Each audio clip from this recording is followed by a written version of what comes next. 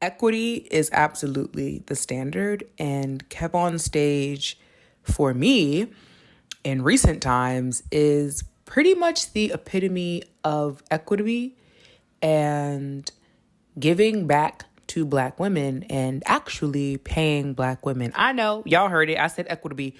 Equity. KevOnStage at this time, for me, is truly the one of the greatest examples we have right now of equity in the entertainment industry and the amazing blessing that is the KevOnStage Studios app is a lesson for all of us, especially those who are in the entertainment industry, who are thinking about being creators, content creators of any time. It's a great, like real-time masterclass in how to be equitable, especially if you are a Black man and are thinking about working with Black women. KevOnStage has taken it upon himself to actually do the work and assess the situation, and he is doing what he can to actually pay Black women and give back to Black women. If you haven't listened to him as a guest on Small Doses with Amanda Seales, I would highly recommend that you do. It's not very often that Black people are able to see and replicate the blueprint of our greats in real time. Social media is allowing us to see how people are creating things and replicate it with relative ease. And when I say ease, understand that I don't mean easy. I just mean that there is more ease in doing it. We can be more comfortable. If you're a young Black person or any Black person wanting to create an app, a streaming app, something that could rival a Netflix, I think it would be imperative for you to not only join Kev's Patreon, but to subscribe to his YouTube channel and the YouTube channel of his contemporaries and peers, because they are literally in the real time building a streaming platform. It's already up. You can download it. It's on the Apple Store, but I would highly suggest that you go directly to KevOnStage Studios website and download it from there, just so we can be a little more equitable and make sure that he gets a bit more money when you do purchase and download the app, because when you do it from Apple, from the App Store, or Android from the Play Store, 30% of the income is taken. And I want to keep the Black dollar in the community as much as possible. And so in today's video, I'm going to be discussing equity. I'm going to be discussing why I believe the KevOnStage app is super important. I'm going to be discussing the importance and power of the Black dollar, because the Black dollar is worth trillions, literally worth trillions. And I'm going to not really attempt to answer how we can keep it more in our community, but I just want to raise some questions and get you all thinking about what are we doing as individuals to better the collective. And I believe that what KevOnStage is doing with the KevOnStage Studios app is very important corrective programming for Black people, for Black communities. I think it's providing opportunities to people that otherwise wouldn't have been there had this app not existed. And I also think it's high time that we celebrate someone who's not Tyler Perry. I don't got no qualms, and I ain't got no beef with no Mr. Tyler Perry's or Tyler Perry Studios. I think what Tyler Perry is doing is, never been done before. Never been done before. Never been done before, and it's necessary. But as much as we also need those kind of big blockbuster Hollywood type routes to be taken by our creatives and wealthy and talented, we also need other routes to be taken, because that's also not the way everybody wants to go. And so I really want us to focus on supporting people when it's happening, when they're trying. I want us to get a better understanding of group economics and what it means to Black people and how it can continue to advance us and better our society as a whole, the Black society as a whole, and pay Black women. In the podcast episode of Small Doses, where KevOnStage is a guest with Amanda Seales, he puts an emphasis on paying Black women and realizing that he was benefiting off of Black women, off of the backs of Black women, that he was directly benefiting from the detriment of Black women in their work. And he took it upon himself to, one, recognize that and then address it. not only with his words and not only with his actions, but with his money. Y'all, we have to stop acting like words are all we need. Nah, fam, we need money too. I need you to pay me for my IP, for my intellectual property. I need you to put me on. I need you to give me the recommendation. I need you to invest in my ideas. So that's what we're talking about today. Enjoy. African Americans have $1.3 trillion in total buying power. To put it into context, that's nearly the equivalent of the Netherlands, Indonesia, and Switzerland's gross domestic products. To put it simply, the Black buyer can stimulate the economy of countries. If you're not familiar with KevOnStage and his streaming app, KevOnStage Studios, you should be familiarizing yourself with him and his streaming app right now. KevOnStage is a comedian, a producer, an entrepreneur, and just truly a jack of all trades. But something that he is doing, I would argue, better than most in his position is leveraging the Black dollar and using it to not only his advantage, but the advantage of not only the Black people in his inner circle, but to all who have invested in him.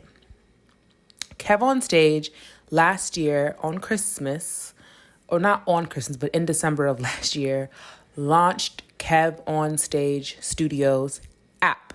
Basically, it's like the Black Netflix, but it's completely self-funded and pretty much all self-produced.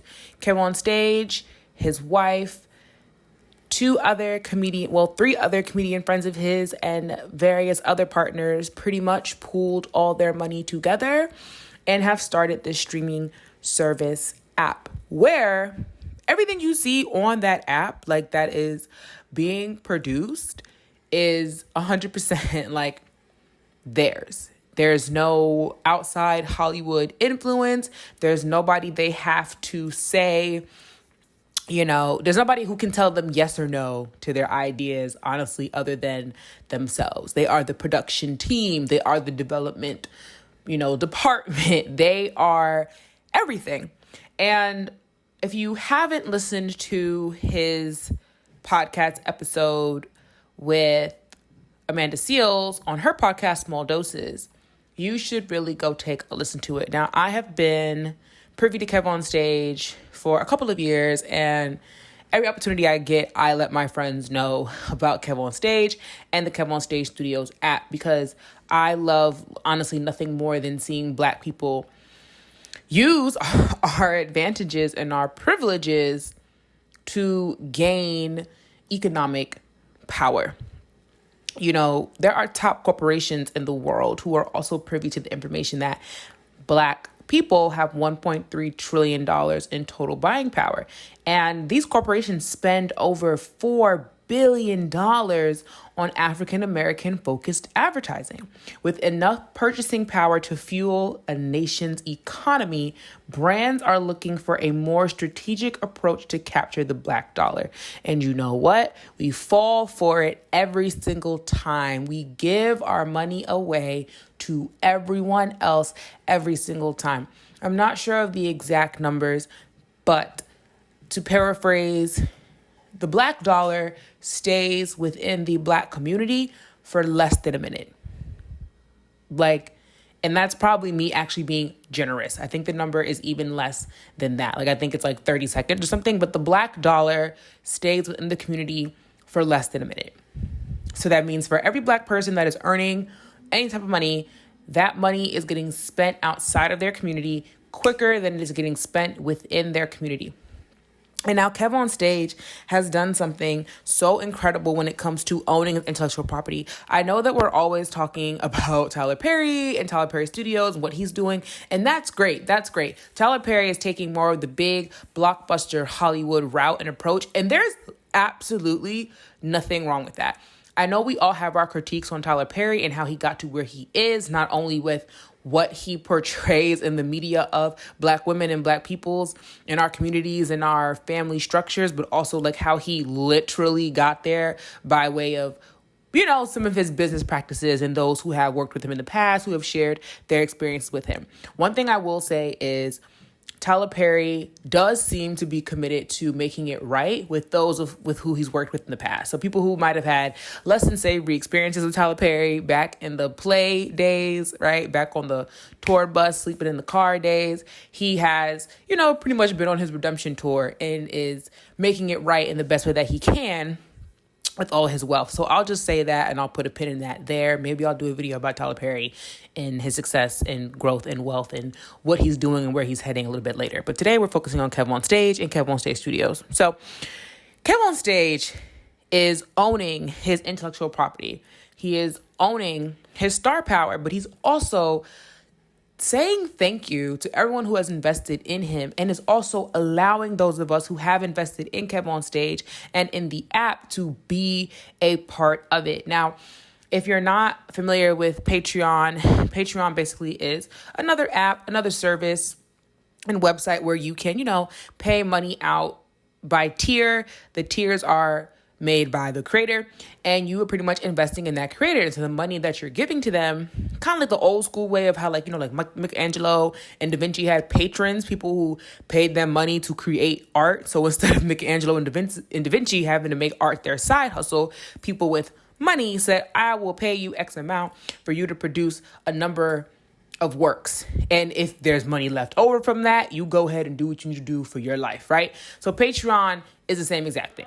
Patreon is, like that exact same format. And so for those people who have joined KevOnStage's Patreon, you are gifted with so much extra content, but also all the behind the scenes that it's taking for him to keep this app up and running, so on and so forth, and his soundstage and everything else he is doing. What I think is so important, and what I think we need to understand, like what we absolutely need to understand, is it is imperative that we support the KevOnStage app. Now, I understand. You don't watch the content, or you're not familiar with the content, so you're like, why should I, be giving my dollars a month to some subscription service that, like, I'm not really partaking in and supporting? I am a Black person. I am a Black woman who is working very, very hard to make sure that my dollars stay within the Black community for as long as possible. My overall argument with everything and anything that I say or any video that I make is always that group economics is truly how Black people are going to advance as a collective. Not Black capitalism, not Blacks, whatever. Just group economics. The simple fact of, if I have $1, you have $1 too. If we continue to move with that mindset, I believe it'll be very difficult for people to break us up. And I think it's important that when we hear about apps like this, we support them the best way we can. Even if you don't have the money to be subscribing monthly to the KevOnStage Studios app, you can just follow them on Instagram. You can just follow them on Twitter. You can make sure you're retweeting. You can make sure you're engaging with the content. You can make sure that it's being seen by as many other people like yourself and not like yourself who may actually be able, in a financial position to subscribe, to monetarily support. We have to keep doing everything that is necessary to make sure our dollars are staying within our communities. KevOnStage is providing opportunity to Black people that is often very hard, especially in Hollywood. And in the podcast episode with Amanda Seales on Small Doses, Kevin talks about, how he would do these pitches, how he would be in these Hollywood boardrooms and at these sound stages, trying to sell his ideas. And people who are not Black are telling him they don't think Black people are going to get it. And it's like, how are you going to tell me? Like, how are you going to tell me, a Black person, that Black people are not going to understand what I'm talking about, or are not going to find it funny when I am writing about not only my lived experiences, but my lived experiences that have been shared with other Black people in my community, so much so that I made a tweet about it or a thread and it's gotten 100,000 retweets. Like, you going to sit here and tell me you don't think there's one Black person in the world who might find the show that I'm pitching to you hilarious? Shut up. I know there's more than one. I know there's hundreds of thousands because my tweets prove it, you know, my YouTube channel proves it, and my Patreon proves it. Yet here I am literally wasting my breath, sitting in front of you, someone who is non-Black, trying to convince you why the story I'm telling about my lived experiences will relate to the people who shared those experiences with me. That's ridiculous. That's silly. I'm going to stop doing that, you know? And he talks about that. He was like, at some point we have to stop asking. At some point we have to stop asking and we have to start doing. And then, I also don't want you to think like, oh, well, he had a bunch of money to do it. No, he didn't. He talks about how pretty much a good sum of that money, yes, it came from Patreon. It came from YouTube. It came from people buying tickets to see him perform live. Like, the money came from the Black community, and a lot of it continues to come from the Black community. It's why he can pay people. It's why he didn't need to go to outside investors, to people who did not have the best interest of him or our community at heart. And I think the more we do that, the more we focus on group economics and the power of the Black dollar, the better off we will be.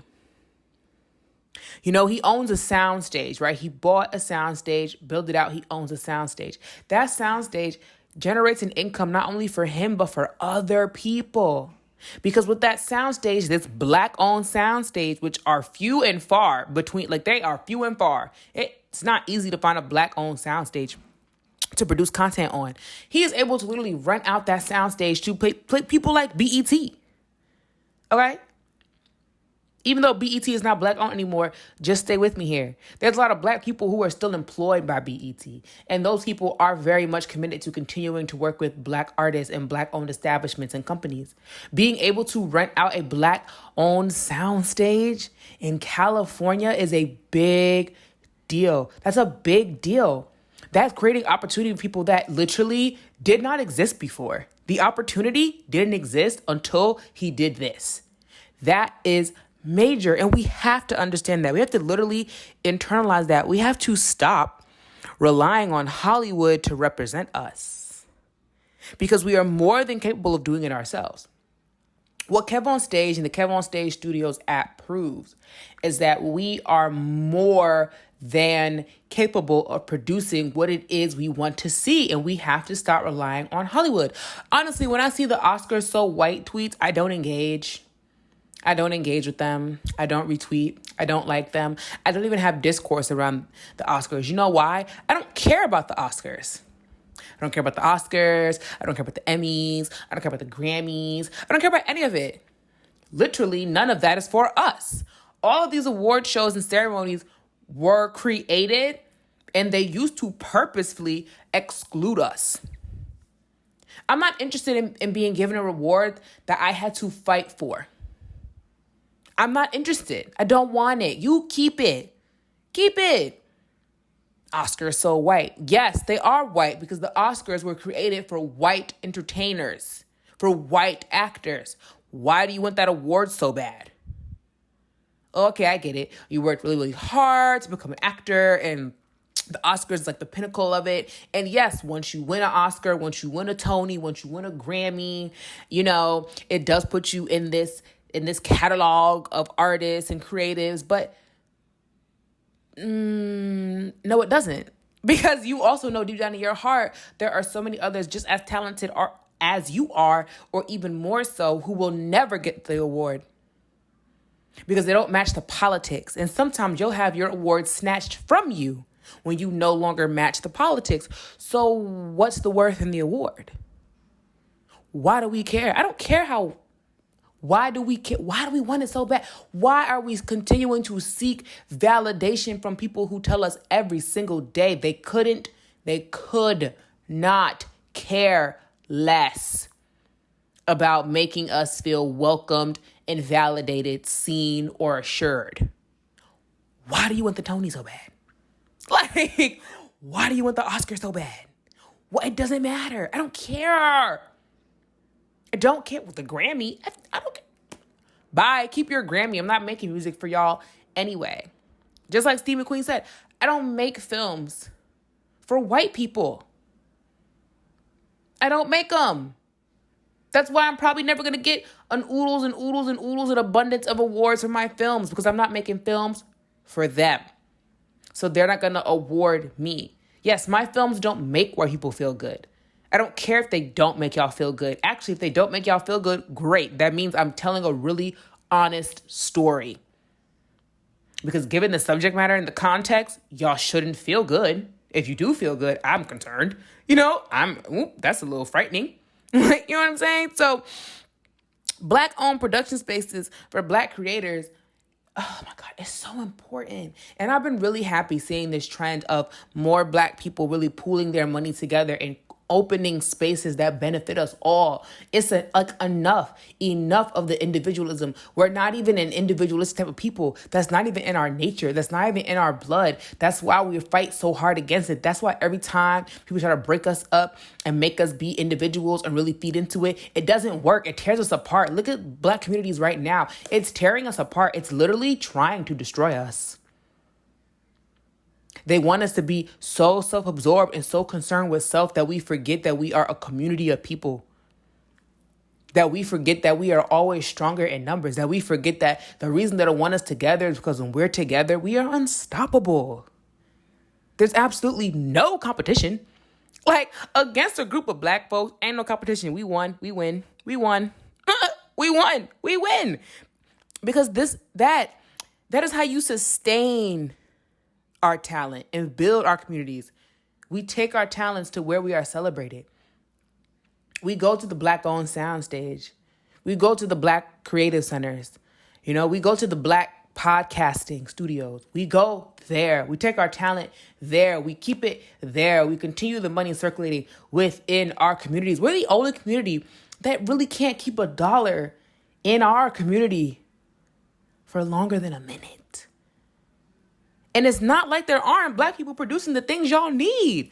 I'm talking about from soap to light bulbs, to socks, to dish detergent, to even washing machines and refrigerators. Like, there are Black people who, first of all, we invented most of the things I just listed. So, like, hello.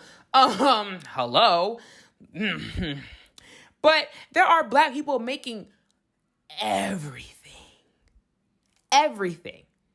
There are Black people making everything. And then y'all be having the nerve to complain. I'm not going to go into it too much, as I got a video coming out about this. But y'all be having the nerve to complain about the expensive Black-owned businesses. Hey, Pooh, guess what? If more of us purchase with them, the price could go down, actually.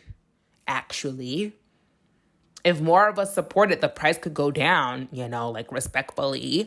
The price could go down. Okay? Like, the strength it takes to really say, like, no, to say no to outside investors, to say no to Hollywood, when that's the space you kind of want to be in, like the power it takes to say no to that and just go, I'm going to just do it myself. Like, I'm going to just look to my community for support. I'm going to just look for my community for love. I'm going to look to my community for empathy and understanding. And we're going to build it together, brick by brick, piece by piece. We'll build it together. If it takes me, 10 more years to get to where I want to go because I'm saying no to assistance from people who I know in the long run don't actually have my best interests at heart and just want to steal my IP, steal my intellectual property, then so be it. It takes 10 years longer. You know what I'm saying? Like, KevOnStage is like, it might take me a real long time before I'm really like competing with a Netflix, but that's fine. That's fine, because I'll know at the end of the day when I get there, because he will get there. When I get there, I did it together. I did it with community. I did it with my people, for my people. FUBU. Like, I did it with my people, for my people. We never had to answer to nobody else but ourselves when it came to what goes on the app, what gets produced outside of the app, how it gets funded. That way you know that the money is only coming from places that truly have the energy of love and abundance about them. That's really deep. That's really, really deep. Like, do you ever think about how even though African Americans make up 12% of the population, 40% of Black consumers are the first among their friends to try new products?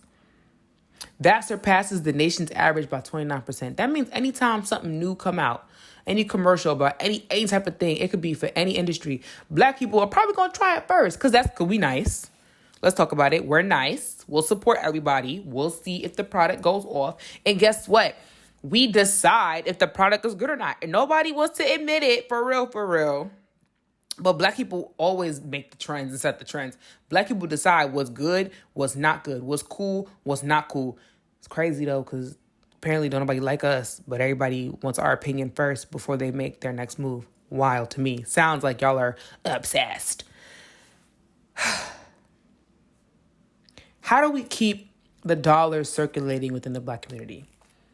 How do we do this? By understanding which cities have the most prominent purchasing power among African Americans and studying the patterns of purchase could help us reach that answer. Georgia houses the most African Americans with over 3 million residents. That means 33% of the population in Georgia is Black. Texas and Florida are housing over 3 million residents with percentages ranging from like 13 to 18. But that's two states versus Georgia being a single state having more than 3 million Black people. More than any other state in the world, Georgia got the most Black folks. Okay? Georgia has the most Black folks. So these are like tragically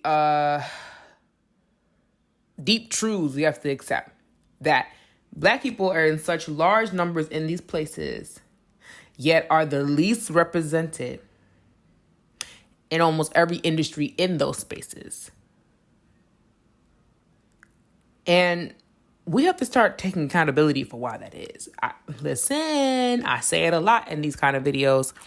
Black people do have privilege. We do.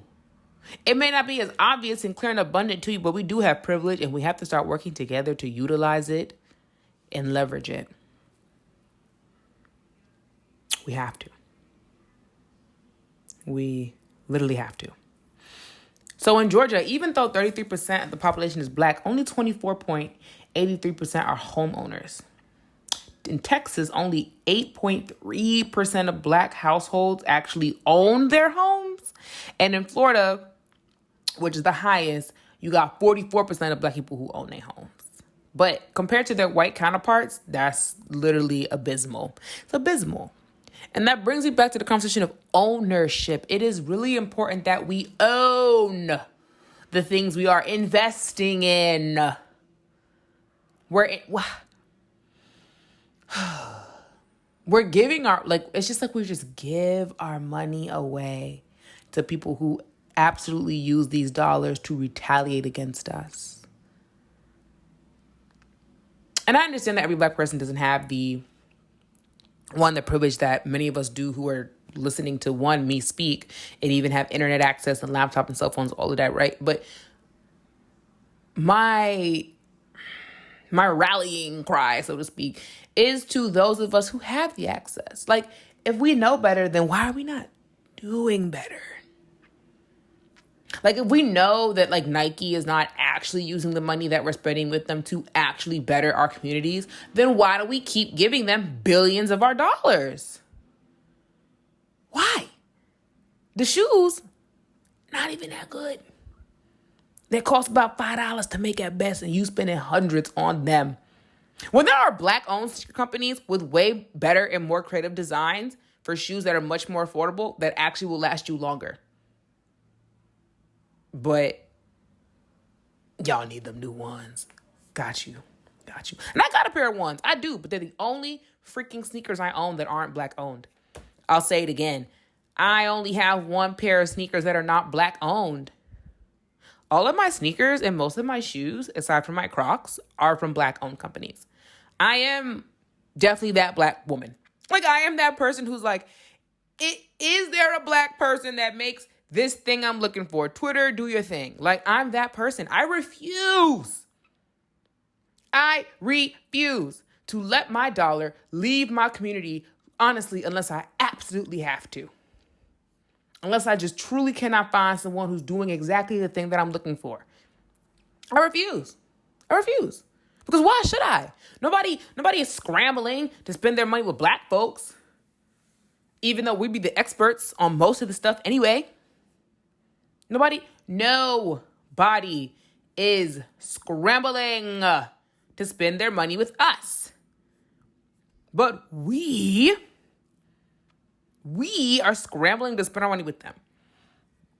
That's why apps like the KevOnStage Studios app is so important. Oh my God, it's so important. Like, when we don't support things like this, we cannot run to Instagram. We cannot run to Twitter. We cannot run to Facebook and say, why don't we have X, Y, and Z? We do have it. We're not supporting it. And that's the difference. It's the same thing with the conversation, when it's about like, is black YouTube boring? Are black YouTubers boring? No, y'all are all watching the same 10. Shut up and type in weekly vlog and click on the first person's video that you see. I don't care if you never know them. I don't care if they got 2 subscribers. Watch their video. Watch their video. You might like them. Watch their video. Just see. You'll probably find somebody you like. Oh, is nobody black on YouTube who makes pottery videos? That's a lie. There's a lot of them. You know how I know? Because I'm a ceramic artist. I follow a whole bunch of black potters on YouTube. But you know what I did? I typed in black person doing pottery on YouTube. Hello. Like, we have to. If you're looking for something, look for it then. Look for it. Don't just say, oh, I don't see it off of first glance. No, look for it. That means you might have to turn the page. It might be on the 3rd page of Google or not the 1st or 2nd. It might be on the 10th page, but look for it. And then y'all say, well, it'll be easier to find. It'll be easier to find when y'all talk about it more and share it. Let me tell you something. When I be on Twitter, something that grinds my gears is seeing a black person post about literally almost anything in regards to their business or their talents, and then seeing it have like 100K likes and then like 100 retweets. I'd be like,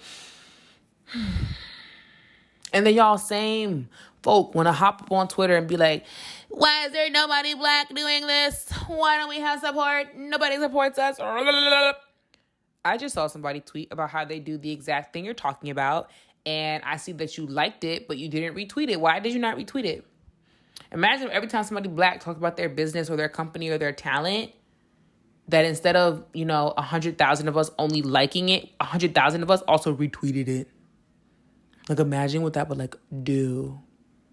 Imagine. But people have fallen trapped in victim to individualism and being stingy. For the collective. And it's not good for us. It's not good for us. It's not helping us. It's not advancing us. It doesn't do anything for us. And I know the KevOnStage Studios app is doing something amazing. Like, it's just a bunch of black people of all kinds being given opportunities to work together and create media that we don't get to see too often. Like, the shows that are produced on that app are shows I've been wanting to see black people do, but we just don't get casted in them. Or we're just not given the opportunity. Like, where's the black Martha Stewart at on KevOnStage Studios? Not even joking. But you know what I'm saying? Like, where are they? And then people go oh, why y'all want us to make the same kind of stuff as white people?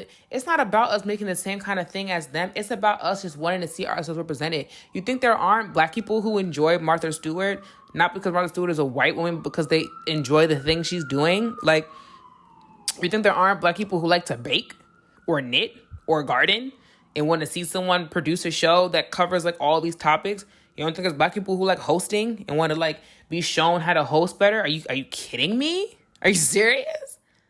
Blackness is not a monolith. And as much as y'all repeat that, y'all don't act like it. Y'all do not act like it. Y'all preach all day that blackness is not a monolith, yet anytime somebody steps outside what is understood as blackness, y'all lose y'all Willy Wonkas and accuse them of self-hate. Please stop.